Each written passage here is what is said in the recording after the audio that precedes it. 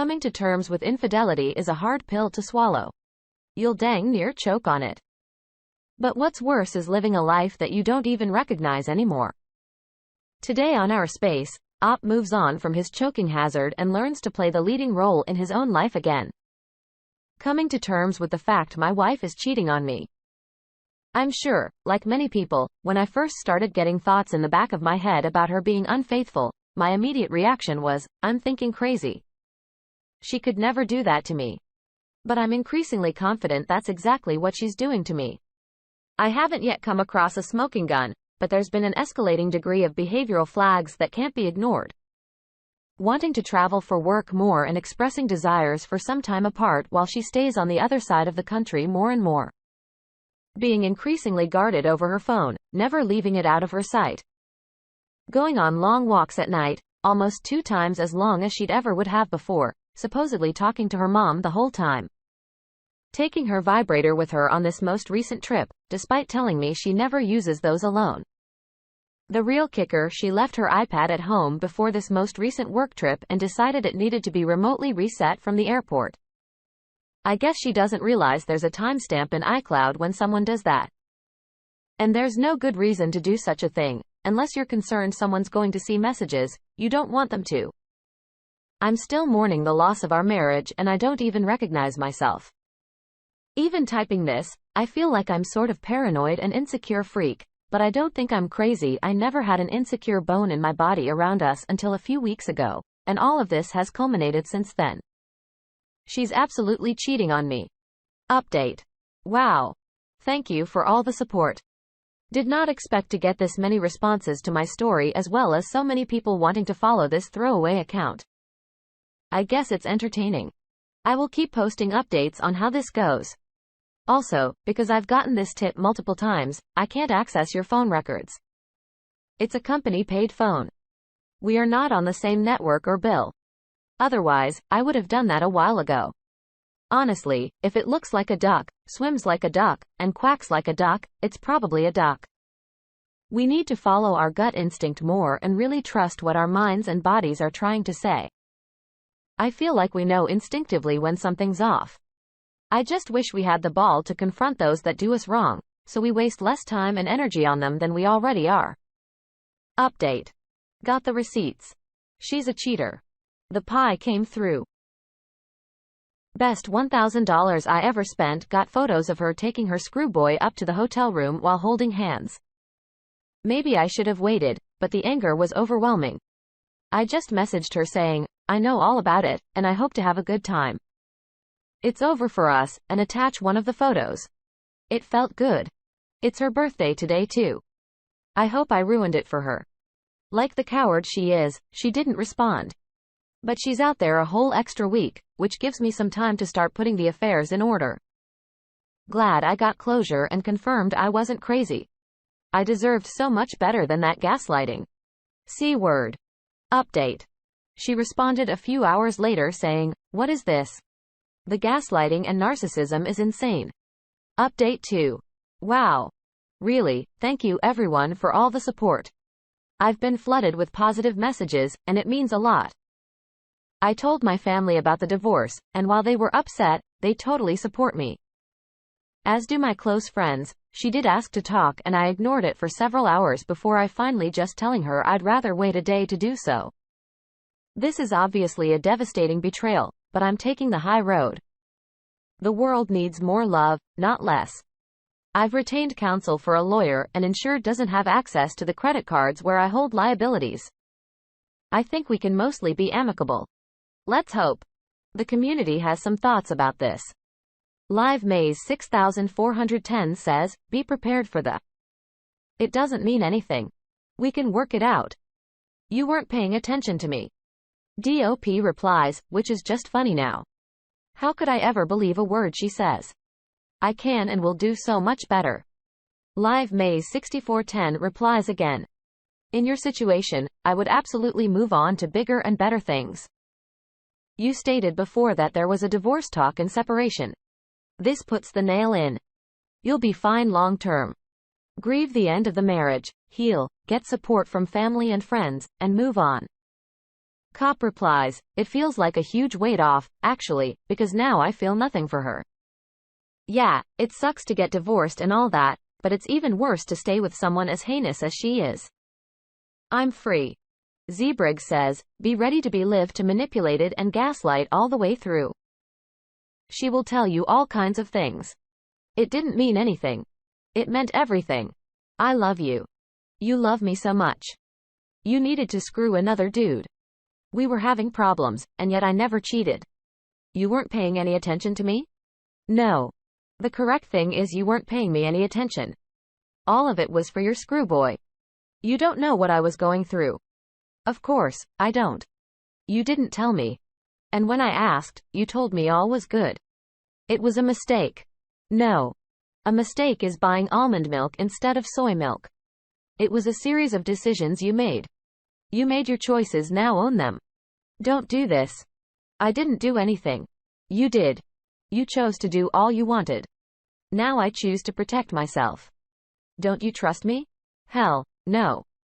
If you told me it was raining and we were outside and I was soaking wet, I would still look up to confirm if it was rain. What will we do? We won't do anything. I will now make a response and reaction to your choices. I'm sorry. Yes. You are sorry.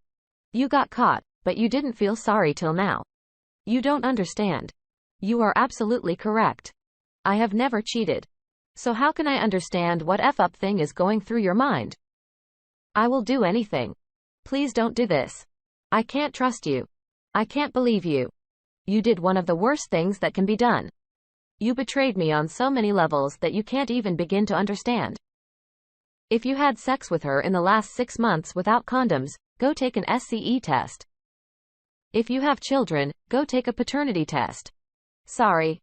Talk to a lawyer, separate finances, put all her things in a storage unit, inform her where they are. If you talk in person with her, record it, be it video or audio, but record it. Protect yourself as well as you possibly can. Go to a therapist. Talk to friends. Talk to family. Don't go to the bottle or drugs. Don't bottle your feelings inside. Go on walks. Hike, to the gym, go to your hobbies. This is not the end of the book. This is the end of a chapter. You will come out better and stronger. You will be okay. Maybe not now or tomorrow, but you will be okay. Blah blah blah. It's always the same. They want to talk because they're guilty of getting caught, or she's just going to deny it and push it right back on you and blame you for her choices and use that to excuse the infidelity. Honestly, there's really nothing you need to hear from her lying, cheating lips. Save your energy, and let her talk to your lawyer. Update. We talked today for the first time. She actually suggested that the photographic evidence I had of her holding the hands of a guy and walking up to her hotel room with him didn't prove anything. Apparently, he's just a friend and someone who would listen to her because I was supposedly not doing that. I told her I didn't believe her, and it was irrelevant at this point. I think ultimately, she tried to save face because she was suggesting it's not fair for me to tell my friends and family she was having an affair. I didn't really answer that, but I just told her I had no intention of slandering her to her own family because it accomplishes nothing. In the end, she agreed to pretty much all the proposed terms of separation I had laid out. She also told me she'd already leased an apartment in this new city beginning next month. Which again, as a telltale sign to me, she's being duplicative. The only real point of contention is going to be who gets the dog, which can hopefully be mediated quickly. It's been a whirlwind few days, but I'm looking forward to having all of this behind me. So her going up to a hotel room with a random guy doesn't prove anything. Did she say that? Why not meet at a restaurant? Why do you need a freaking hotel room? NWTGM 1384 chimes in. Too many people believe that to prove adultery, it must be beyond any reasonable doubt. That is for criminal cases. Divorce is a civil case. It is considered proven by their preponderance of evidence, i.e., they walked hand in hand to the hotel and spent the night and the next morning left. Hello? Any reasonable person concludes? He is so lucky his wayward wife isn't too bright. Dreaming of Lou says, after you divorce, please expose her. She's in a bubble right now. No real consequences. She needs to feel it. Affairs aren't fairy tales, they're nightmares. Wake her up, please. Honestly, I think you're being kind by not exposing her to friends and family. The moment this divorce gets hairy, which it will, she won't waste 1 second now running your name through the dirt. Update. I have to say, I feel amazing. There's a massive weight off of my shoulders knowing I'm getting out of a toxic relationship. There's a lot of stuff to get through right now in terms of selling the house, but we're almost done with the legal paperwork to agree on terms of separation. And within a few days, she'll be gone on the other side of the country. I know a lot of people have said this, but for me, it's true as well. My biggest regret is that I didn't do this sooner. I even started talking to someone, and she's not only completely understanding of the situation, she's making me realize how bad of a fit my soon-to-be ex was for me in general. Compared to who else is out there. I don't know if it'll go anywhere or not. Far too soon to tell, but it's just so refreshing at the moment and makes me very excited for what's to come in the future. I've learned from my mistakes and know myself better now than ever before. I know what I want in a future partner and what I won't compromise on. I'm free, happy and eager to live my life. Update. It's now been over a month since the infidelity was confirmed, and I called it quits with my soon-to-be ex-wife. I have no regrets, and I feel happier than I have in years. And reflecting, I realized just how deeply the perception of being in a relationship and the fear of judgment would come from ending a marriage contributed to my unhappiness. I stayed way longer than I should have and suffered through a dead bedroom for years thinking that it was just the way it had to be. My only regret now is that it didn't leave sooner. Now I want to read others struggling with the decision to stay or leave marriages that clearly leave them unhappy. My heart simply breaks for them. In my experience, the fear of leaving was so much worse than the reality, and I hope others in that situation could take a step back and really reflect on what's in their own best interest. Everyone deserves to live a happy life. Although it's a tough pill to swallow, I'm glad you've come to this realization. I hope you don't let anybody else waste your time like your ex, and I really hope you start living life for you moving forward. Do things that make you happy. Live your life, and don't play the supporting role in your own life. We are in charge of ourselves. Only we can make ourselves happy. We can't find happiness in someone else. Have you ever stayed way too long in a relationship? Share your experiences in the comments below. And thank you for joining us today on our space. Don't forget to like and subscribe and hit that notification bell. And while you're at it, please let us know what you thought of today's content.